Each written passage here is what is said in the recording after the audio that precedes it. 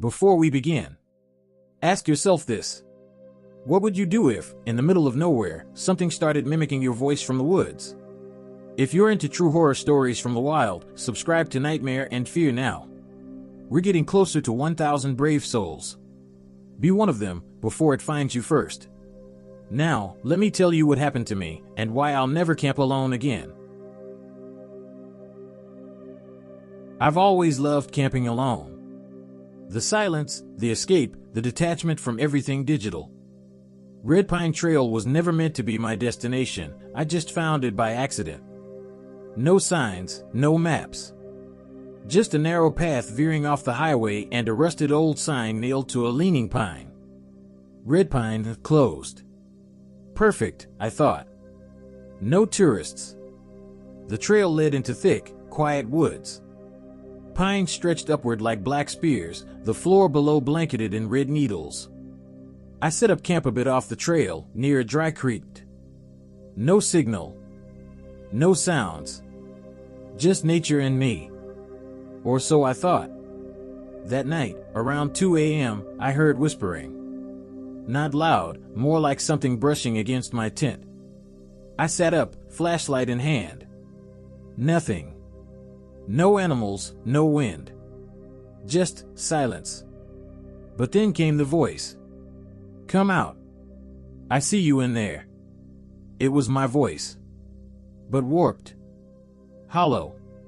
Like it had been chewed up and spit back out. I froze. My heart didn't race, it stopped. The voice came again, from a different angle. Why are you hiding from me? I unzipped the tent slowly, sweeping the flashlight. Nothing. Then I noticed something wrong about the trees. Some of them weren't trees.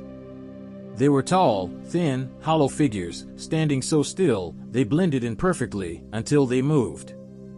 No face. No eyes. Just empty, gaping holes where their mouths should be.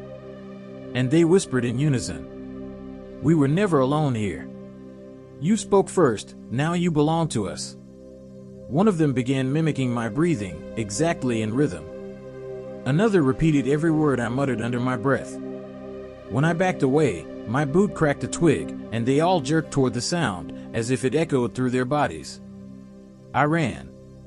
I don't remember how I got back to the trailhead. Hours passed. Maybe more. I didn't sleep. I couldn't. When I looked back one last time, just before getting in my car, every single pine tree on the ridge behind my camp had vanished. There was just a clearing, full of motionless, hollow figures, waiting. I was one of 4 seasonal rangers assigned to monitor the outer sectors of Black Hollow Reserve, a dense, rarely visited park nestled deep in the mountains of Wyoming. That summer, budget cuts meant we had to rotate stays in the old staff cabins instead of tents. Cabin 12 had been sealed for years. The logs were blackened, the door bolted, and the windows covered with plywood. I asked about it, and the senior ranger just muttered, "Some things don't echo here." That made no sense to me until the 3rd night of my shift. The first 2 nights were calm. No campers, no radio traffic. Just wind and the occasional coyote howls. But the 3rd night, I noticed something strange. No sound. Not even wind. The trees didn't move. No crickets. No owls. Just stillness. And then I heard the scream. It wasn't human. It sounded like a human trying to imitate another, but failing. Like a distorted recording played backwards. It came from behind cabin 12. Flashlight in hand, I followed the sound past the tree line, and that's when I found it. A massive, circular pit in the earth, about 30 feet wide, surrounded by dead leaves and animal bones. No animals nearby. No smell. No heat. But the scream came again, this time from inside the pit. I should have left. But I leaned in. There were scratch marks on the dirt walls, like something had tried to claw its way out or in. Suddenly, the beam of my flashlight dimmed. The batteries dropped from full to dead in seconds. Then I heard my own voice echoing from the pit. "Don't turn around." I did. And there it was, a figure, tall and lanky, with skin that looked stretched and damp, like it had never seen light. Its mouth was wide open, but the scream wasn't coming from it. It was coming from beneath it. The thing reached for me with impossibly long arms, and in that instant, I realized it wasn't trying to grab me. It was pointing at cabin 12. I ran, stumbling, barely making it back inside. The door slammed shut behind me on its own. And from outside, I heard dozens of footsteps circling the cabin, but I saw no one. Just that dead silence again. By morning, the pit was gone. Covered. Smoothed over. No trace. I reported everything. They told me cabin 12 was never supposed to be reopened. Apparently, the last ranger who stayed there walked into the pit and vanished, screaming his own name over and over. The weirdest part? That ranger's name was mine. I went hiking last October with two friends, Jaden and Cole. We chose Ash River Camp, an old, semi-abandoned campground deep in the Smoky Mountains. It had a haunting reputation, no signal, no rangers, no official entry point. Just rumors. We were excited. We wanted spooky. And we got it. The first day was perfect. Crisp air, golden leaves, and no signs of civilization. We found an old stone fire ring and pitched our tents nearby. That night, around 3 a.m., we noticed a light moving between the trees, but it wasn't flickering like a normal flame. It was a solid orange glow, steady and round, like a lantern, but without smoke, without heat. Jaden thought it was another camper. Cole wasn't so sure. But something about that light pulled at us. We followed it. It led us deeper into the woods, past rotted picnic tables and rusted swings. The further we went, the quieter it became. No wind. No owls. Just the soft crunch of leaves under our boots, and that light, always staying the same distance ahead, like it was waiting for us to catch up. Then Jaden stopped. He whispered, "Do you hear that?" At first, I heard nothing. But then I realized the light was humming. A low, constant vibration. Not mechanical. Not human. Just wrong. Cole wanted to turn back. Jaden didn't. They argued. While they bickered, I stared at the lantern. And then I blinked. It was suddenly right in front of me. Floating. No handle. No flame. Just a perfect glowing orb hanging in the air. Then, without warning, it shot straight upward into the trees, vanishing without a sound. And that's when we heard it, a voice, soft and male, whispering from all directions at once. One must stay. One must light the next. Jaden vanished first.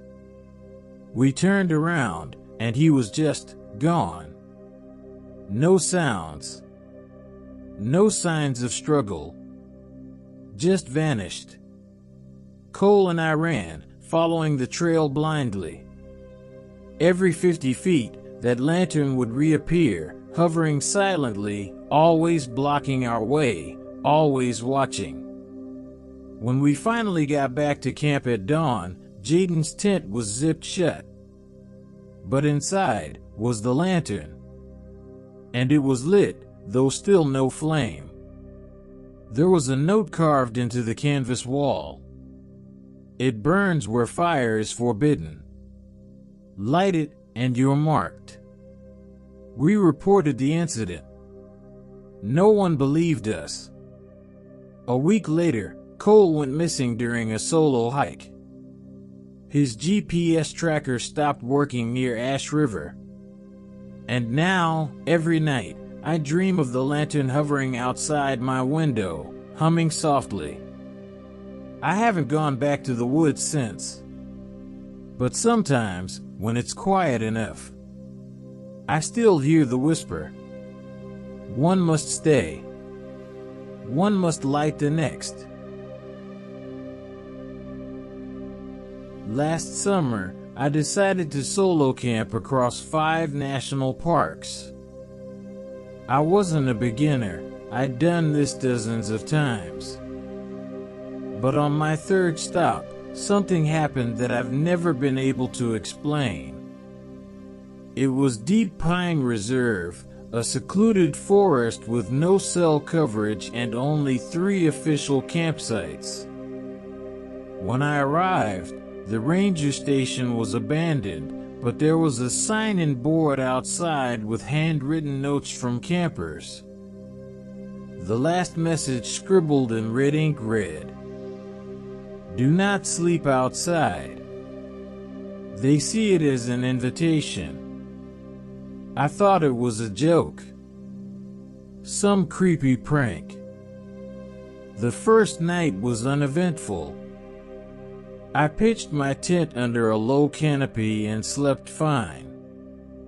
The second night, the zipper on my tent jammed.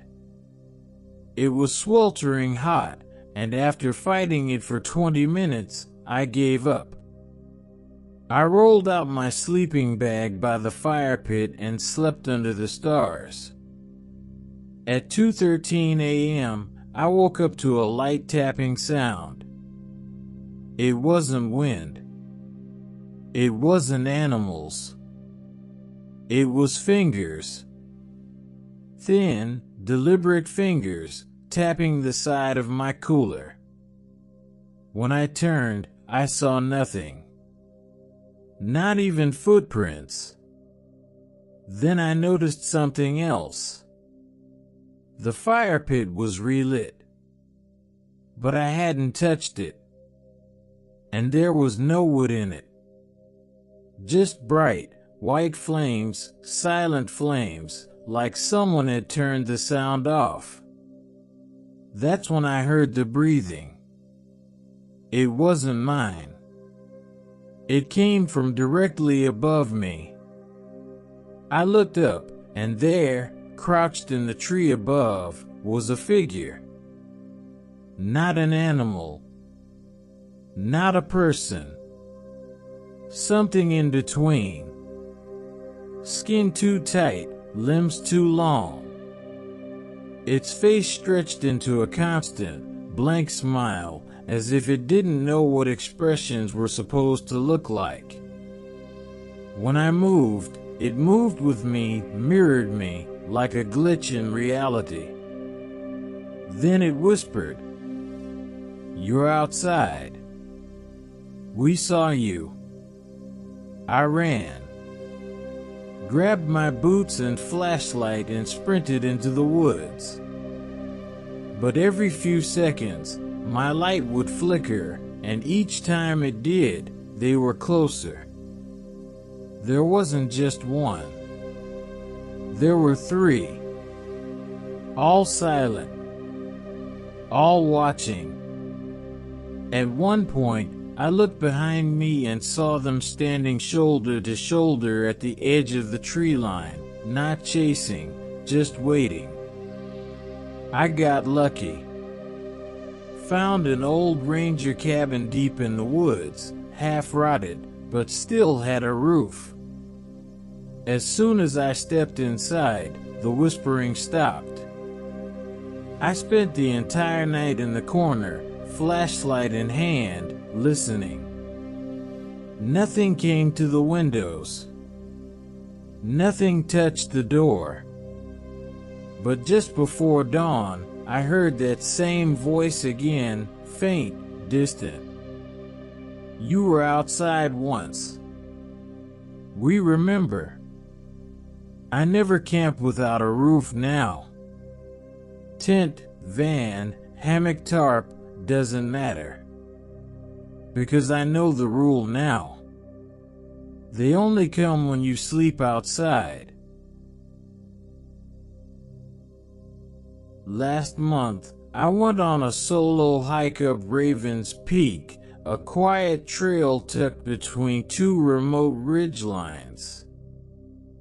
There's a clearing near the summit that people rarely use anymore. No signal. No rangers. Perfect for solitude. That first night, around 2:45 a.m., I woke up suddenly. I heard someone whispering my name from the woods. Eli. Eli. I froze. The voice was mine. Exactly mine. Tone. Breath. Everything. It wasn't an echo. It was a replica. I didn't answer. Just unzipped the tent an inch and peered out with my flashlight. Nothing. Then the voice came again, closer. I'm cold. Can I come in? Still in my voice. Still calm. But there was a pause between the words, like whoever, whatever, was speaking didn't quite understand how sentences work. I stayed silent. And then I heard another voice, a woman's, coming from farther back in the woods. Don't answer. It's not you. It's never you. My blood froze. I waited until sunrise. When I finally worked up the nerve to pack and leave, I saw something just past the tree line, carved into the bark of a tall pine. If it speaks in your voice, don't respond. That's how it finds you. I didn't tell anyone for days. Then, 2 nights ago, lying in bed at home, I heard it again. Right outside my bedroom window. Eli. I found you.